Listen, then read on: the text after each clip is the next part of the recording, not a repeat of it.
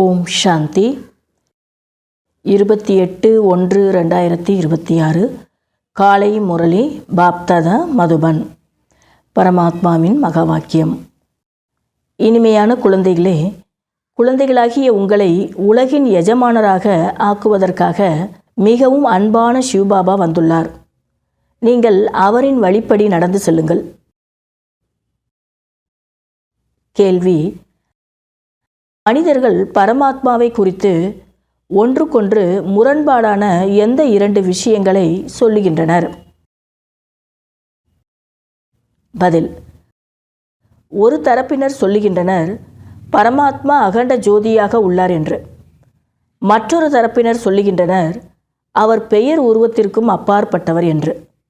இந்த 2 விஷயங்களும் ஒன்றுக்கொன்று முரண்பாடாக உள்ளது. சரியான ரூபத்தை தெரிந்து கொள்ளாத காரணத்தினால் தூய்மையற்றவர்களாக ஆகிக்கொண்டே செல்கின்றனர். தந்தை வரும்போது தனது சரியான அறிமுகத்தை கொடுக்கிறார். பாடல்: இறந்தாலும் உங்கள் மடியில். ஓம் சாந்தி. குழந்தைகள், பாடலை கேட்டீர்கள். யாராவது இறக்கும் பொழுது தந்தையிடம் பிறவி எடுக்கின்றனர். அதாவது ஒரு உடலை விட்டுட்டு இன்னொரு உடலை ஆத்மா எடுக்குது, அடுத்த பிறவியில் இன்னொரு தந்தைக்கிட்ட போயிட்டு பிறவி எடுக்கின்றனர் அப்படின்னு பாபா சொல்கிறாங்க. சொல்லும் பொழுது தந்தையிடம் பிறவி எடுத்தார் என்றே சொல்லுவார்கள். நீ அப்பா ஆயிட்ட அப்படின்லாம் சொல்கிறாங்க இல்லைங்களா, அதுதான் தந்தையை தான் குறித்து சொல்லுவாங்க. அந்த மாதிரி குழந்தை பிறந்ததுன்னா தாயின் பெயரை குறிப்பிடுவதில்லை. வாழ்த்துக்கள் தந்தைக்கு கொடுக்கப்படுகிறது. குழந்தைகளாகிய நீங்கள் இப்பொழுது நாம் ஆத்மாக்கள் என தெரிந்திருக்கிறீர்கள். அது சரீரத்தின் விஷயமாகி விட்டது. ஒரு சரீரத்தை விடுத்து மற்றொரு தந்தையிடம் செல்லுகின்றனர். நீங்கள் 84 பிறவிகள் எடுத்து 84 தந்தைகளை அடைந்தீர்கள். உண்மையில் நீங்கள் நிராகார தந்தையின் உண்மையான குழந்தைகள் ஆவீர்கள். ஆத்மாக்களாகிய நீங்கள் பரம்பிதா பரமாத்மாவின் குழந்தைகள். நிர்வாண தாமம் அல்லது சாந்தி தாமம் என சொல்லக்கூடிய அந்த இடத்தில் வசிப்பவர்கள். உண்மையில் நீங்கள் அங்கேதான் வசிப்பவர்கள். தந்தையும் கூட அங்கே வசிக்கிறார். இங்கே வந்து லௌகீக தந்தையின் குழந்தைகள் ஆகும் பொழுது அந்த தந்தையை மறந்து விடுகின்றீர்கள். சத்தியுகத்தில் கூட நீங்கள் சுகம் நிறைந்தவர்களாக ஆகும் பொழுது அந்த பாரலௌகிக தந்தையை மறந்து விடுகின்றீர்கள். சுகத்தில் அந்த தந்தையை பற்றி யாருமே சிந்திப்பதில்லை. துக்கத்தில் நினைவு செய்கின்றனர்.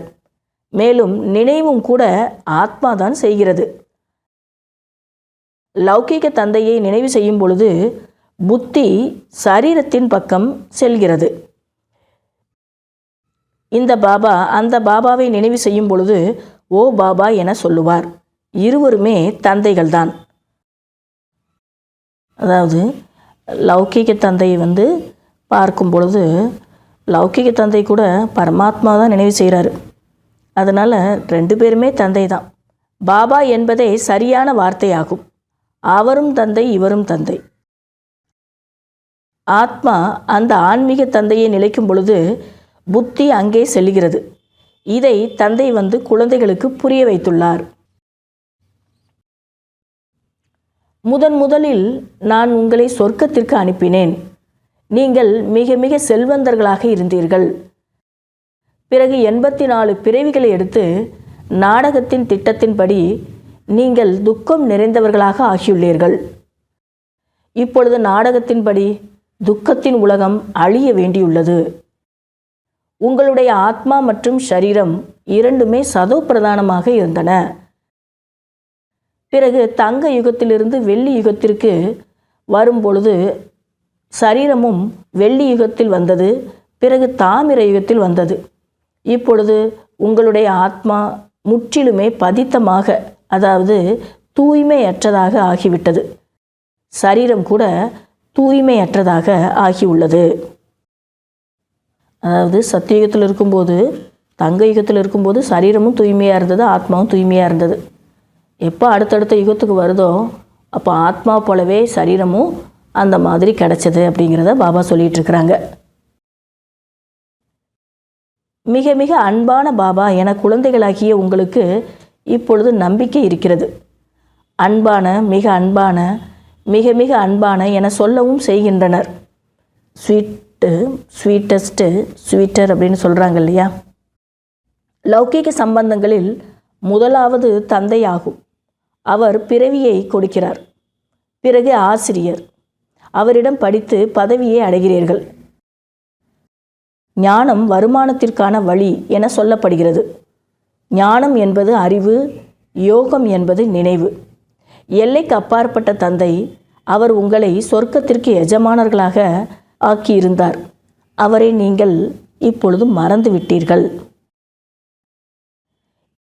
இவர் சாக்காரத்தில் இருப்பவர். பிரம்மா பாபா ஸ்தூலத்தில் இருக்கிறாரு.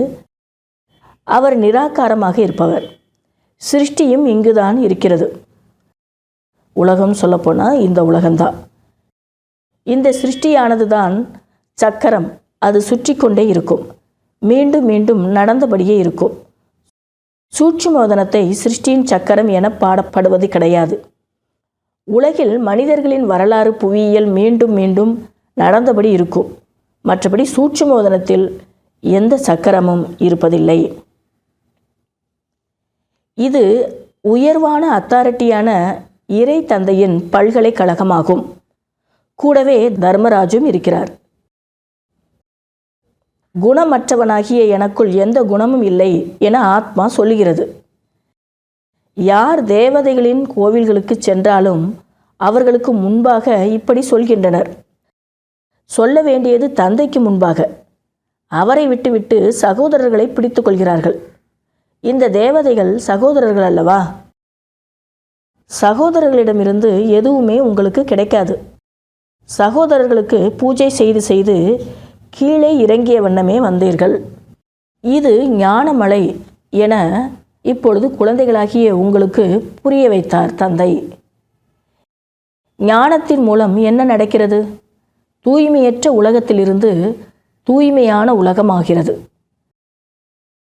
கங்கை, யமுனை சத்தியுகத்திலும் இருக்கும். கிருஷ்ணர் யமுனை நதிக்கரையில் விளையாடுகிறார் என சொல்லுகின்றனர். இப்படி எந்த ஒரு விஷயமும் கிடையாது. அவர் சத்தியுகத்தின் இளவரசர். மிகவும் நல்ல முறையில் அவர் வளர்க்கப்படுகிறார். அப்படின்னா கரையோரமாக, கங்கை கரையோரமாக, நதி கரையோரமாக விளையாட விட்டுட்டு வேடிக்கை பார்த்துட்டு இருக்க மாட்டாங்க. அவரை நல்ல முறையில் வளர்க்குறாங்க அங்கே. ஏன்னா அவர் சத்தியுகத்தினுடைய இளவரசர் அல்லவா? ஏனென்றால் மலர் அவர். மலர்கள் எவ்வளவு நன்றாக அழகாக இருக்கின்றன. முள் நிறைந்த காட்டை தந்தை வந்து மலர் தோட்டமாக ஆக்குகிறார். ஆகையால் அவரது பெயர் பபுல்நாதன், அதாவது முல்லை மலராக ஆக்குபவர் என வைத்து விட்டுள்ளனர். முட்களை மலராக ஆக்குகிறார். ஆகையால் மகிமையும் பாடுகின்றனர், முட்களை மலராக ஆக்கக்கூடிய தந்தையே என்று. இப்பொழுது தந்தையின் மீது குழந்தைகளாகிய உங்களுக்கு எவ்வளவு அன்பு இருக்க வேண்டும்? அந்த லௌகிக தந்தையோ உங்களை சாக்கடையில் போடுகிறார். அப்படின்னா லௌகிக வாழ்க்கையில் ஈடுபடுத்தி விட்டுறாரு. இந்த தந்தை 21 பிறவிகளுக்கு உங்களை சாக்கடையிலிருந்து வெளியேற்றி தூய்மையாக ஆக்குகிறார். அவர் உங்களை தூய்மை இழக்க வைக்கிறார். ஆகவே தான் லௌகிக தந்தை இருந்த பொழுதும் பார்லௌகிக தந்தையை ஆத்மா நினைவு செய்கிறது. கல்பத்தின் ஆயுளை லட்சக்கணக்கான வருடங்கள் என எழுதி மனிதர்களை முற்றிலும் அடர்ந்த கார் இருளில் தள்ளிவிட்டனர். தந்தையை அடைவதற்காக அடி வாங்கியபடியே இருக்கின்றனர். யார் அதிகம் பக்தி செய்கின்றனரோ அவர்களுக்கு பகவான் கிடைப்பார் எனவும் சொல்லுகின்றனர். அனைவரையும் விட அதிக பக்தி செய்பவர்களுக்கு கண்டிப்பாக முன்னதாகவே தந்தை கிடைக்க வேண்டும். தந்தை கணக்கும் கூட சொல்லியிருக்கிறார், அனைவரையும் விட முன்னதாக பக்தி நீங்கள் தான் செய்தீர்கள் என்று. எனவே உங்களுக்கு தான் முதலில் பகவானுடைய ஞானம் கிடைக்க வேண்டும். இப்பொழுது நீங்கள் பெரிய மனிதர்களாக ஆகிறீர்கள். முதலமைச்சர், பிரதமர் போன்றவர்களின் பங்களாக்கள் எவ்வளவு முதல் தரமாக உள்ளது. அங்கே பசுக்கள் முதலானவை, ஃபர்னிச்சர்கள் முழுவதுமே அதுபோல முதல் தரமாக இருக்கும். நீங்கள் எவ்வளவு பெரிய மனிதர்களாக, அதாவது தேவதைகளாக ஆகிறீர்கள். அங்கே உங்களுக்கான மாளிகைகள் கூட வைரம் வைடூரியங்களால் உருவாக்கப்பட்டதாக இருக்கும். அங்கே உங்களுடைய ஃபர்னிச்சர்கள் தங்கத்தால் ஆனதாக, முதல் தரமானதாக இருக்கும். இங்கே ஊஞ்சல் முதலானவை அனைத்துமே மிகவும் கீழ்த்தரமானதாக இருக்கிறது. ஒரு பலகையை வச்சு 2 கயிறை கட்டி ஊஞ்சல்னு சொல்கிறாங்க இங்கே இந்த கலியுகத்தில். அங்கேயோ அனைத்து பொருட்களுமே முதல் தரமானதாக வைரம் வைடூரியங்களால் ஆனதாக இருக்கும். பாபா நம்மை உலகின் எஜமானர்களாக ஆக்குகிறார். மிகவும் அன்பான தந்தை ஆவார். அவரை விடவும் அன்பான பொருள் எதுவுமே இருக்க முடியாது. பாபா வந்து எங்களுடைய துக்கத்தை நீக்குங்கள் என்று அரைக்கல்பமாக நினைவு செய்தபடி வந்தீர்கள். இப்பொழுது தந்தை வந்துள்ளார். நீங்கள் உங்களுடைய இல்லற விவகாரங்களில் இருக்கத்தான் வேண்டும். இங்கே, அதாவது மதுபனில் பாபாவுடன் எதுவரை அமர்ந்திருப்பீர்கள்? தந்தையுடன் பரந்தாமத்தில் தான் அவ்வாறு இருக்க முடியும்.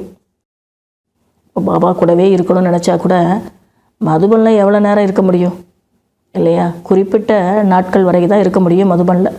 இப்போயும் அப்படி தான், அப்போயும் அந்த காலத்துலேயும் அப்படி தான்.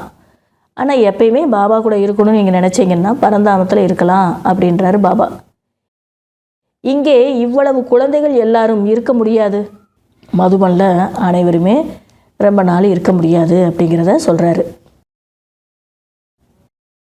நீங்கள் அனைவரும் பார்வதிகள் என தந்தை புரிய வைத்துள்ளார். இந்த சிவனாகிய அமர்நாத் உங்களுக்கு கதையை சொல்லி கொண்டு இருக்கிறார். அது நிர்விகார உலகம், விகாரத்தின் விஷயமே கிடையாது. தந்தை விகார உலகத்தை படைக்க மாட்டார். விகாரத்தில்தான் துக்கம் உள்ளது. மனிதர்கள் ஹடயோகம் முதலானவைகளை நிறைய கற்பிக்கின்றனர். குகைகளுக்குள் சென்று அமர்கின்றனர். நெருப்பில் கூட நடந்து செல்கின்றனர். மந்திர தந்திரங்களும் நிறைய இருக்கின்றன. மாயாஜாலத்தின் மூலம் நிறைய பொருட்களை வெளிப்படுத்துகின்றனர். பகவானையும் கூட மந்திரவாதி, ரத்தின வியாபாரி, வியாபாரி என்றெல்லாம் சொல்லுகின்றனர். எனும்போது கண்டிப்பாக சைத்தன்யமானவர் அல்லவா? மனிதர்களே இப்படி பலவிதமாக மந்திர தந்திரம் செய்யும்போது பகவானும் அப்படி செய்கிறாரு அப்படின்றாங்க. கண்டிப்பாக பாபா கூட அவங்கள விட ரொம்ப நல்ல ஒரு மந்திர மாயாஜாலத்தை செய்துட்டு தான் போயிருப்பார். ஏன்னா அவர் சைத்தன்யமாக இருக்கிறாரு அப்படின்னு பக்தியில் சொல்லியிருக்கிறாங்க. நான் ஆத்மாவாக இருக்கிறேன் என சொல்லவும் செய்கிறார். மந்திரவாதி அல்லவா? மனிதர்களை தேவதையாக, பிச்சைக்கார நிலையிலிருந்து இளவரசனாக ஆக்குகிறார். என்ன மேஜிக் பண்ணுறாரு பாபா? அவரை மேஜிஷியன்னு சொல்கிறது, மந்திரவாதின்னு சொல்கிறது. அப்போ என்ன மந்திரம் செய்கிறாருன்னா பெக்கர் டு பிரின்ஸாக ஆக்குறாரு, மனிதர்களை தேவதையாக ஆக்குறாரு. இப்படிப்பட்ட மாயாஜாலம் எப்பொழுதாவது பார்த்திருக்கிறீர்களா? கடவுள் செய்கிற மாதிரி, பரமாத்மா செய்கிற மாதிரி மனிதர்கள் செய்ய முடியுமா? எங்கேயாவது பார்த்துருக்கீங்களா அப்படின்னு கேட்குறாரு பாபா. நல்லது. இனிமேலும் இனிமையான காணாமல் போய் கண்டெடுக்கப்பட்ட செல்ல குழந்தைகளுக்கு தாயும் தந்தையுமாகிய பாப்தாதாவின் அன்பு நினைவுகளும் காலை வணக்கங்களும். ஆன்மீக குழந்தைகளுக்கு ஆன்மீக தந்தையின் நமஸ்காரம். தாரணைக்கான முக்கிய சாரம். முதல் பாயிண்ட்டு, மலர் தோட்டத்திற்கு செல்ல வேண்டும். ஆகையால் மனம் வீசும் மலராக ஆக வேண்டும். யாருக்கும் துக்கம் கொடுக்கக்கூடாது. ஒரு பாரலோகிக தந்தையுடன் அனைத்து உறவுகளையும் இணைக்க வேண்டும். ரெண்டாவது பாயிண்ட்டு, சிவபாபா அன்பிலும் அன்பானவர். அந்த ஒருவர் மீதுதான் அன்பை செலுத்த வேண்டும். சுகத்தை வழங்கும் வள்ளல் தந்தை, அவரை நினைவு செய்ய வேண்டும். வரதானம், பிறருடைய குறையையும் பலகீனத்தையும் பார்க்காமல் தன்னுடைய குணங்கள் மற்றும் சக்திகளின் சகயோகத்தை கொடுக்கக்கூடிய மாஸ்டர் வள்ளல் ஆகுங்கள். யார் சதா இதே ஆன்மீக பாவனையில் இருக்கிறார்களோ, அதாவது ஆத்மாக்கள் அனைவரும் தனக்கு சமமாக ஆஸ்திக்கு அதிகாரி ஆகிவிட வேண்டும். யாருடைய குறைகளையும் பலகீனத்தையும் பார்க்காமல் தாங்கள் தாரணை செய்துள்ள குணங்களின் சக்திகளின் சகயோகத்தை கொடுக்கிறார்களோ அவர்கள்தான் மாஸ்டர் வள்ளலாக ஆவார்கள். மற்றவங்களுடைய குறையும் பலகீனத்தையும் பார்க்காம பாபா கிட்ட இருந்து நாம் என்ன குணங்களை அடைஞ்சிருக்கிறோமோ, சக்திகளை அடைஞ்சிருக்கிறோமோ அதை அவங்களுக்கு நம்ம சகயோகமாக கொடுக்கணும். அப்படி யார் கொடுக்குறாங்களோ அவங்க தான் மாஸ்டர் வள்ளல். இவர் இப்படித்தான் இருக்கிறார் இந்த பாவனைக்கு பதிலாக நான் இவரை பாப்சமாக ஆக்குவேன், இந்த சுபபாவனை இருக்க வேண்டும். ஒருத்தவங்க இப்படி தான் இருக்கிறாங்க அப்படிங்கிறது முடிவு கட்டாமல் அவங்க மீது சுபபாவனை வைக்கணும். அதாவது எப்படி யார் இருந்தாலும் இவங்களை நான் பாபாவுக்கு சமமாக மாற்றியே தீருவேன் அப்படின்னு சுபபாவனை வைக்கணும் அப்படின்னு சொல்கிறாரு பாபா. அதோடு கூடவே இந்த சிரேஷ்ட விருப்பம் இருக்க வேண்டும். இந்த சர்வ ஆத்மாக்களும் ஏழ்மை, துக்கம், அசாந்தியிலிருந்து விடுபட்டு சதா சாந்தம் நிறைந்த சுகஸ்வரூப செல்வந்தர்களாக ஆகிவிட வேண்டும் என்று. அப்போதுதான் மாஸ்டர் வள்ளல் என சொல்லப்படுவார்கள்.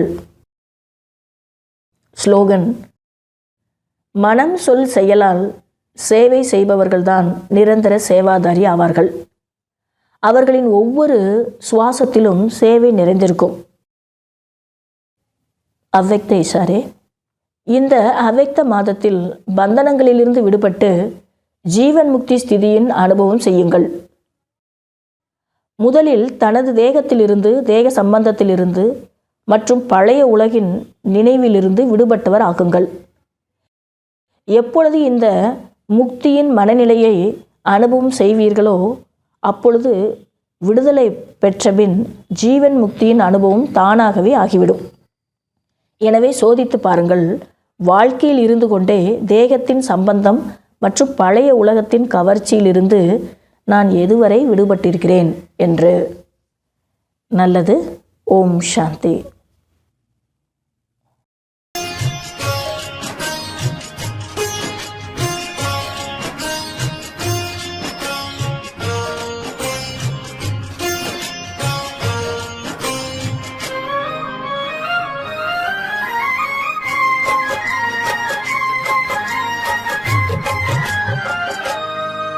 எல்லாருயிர் நண்பன் நீ.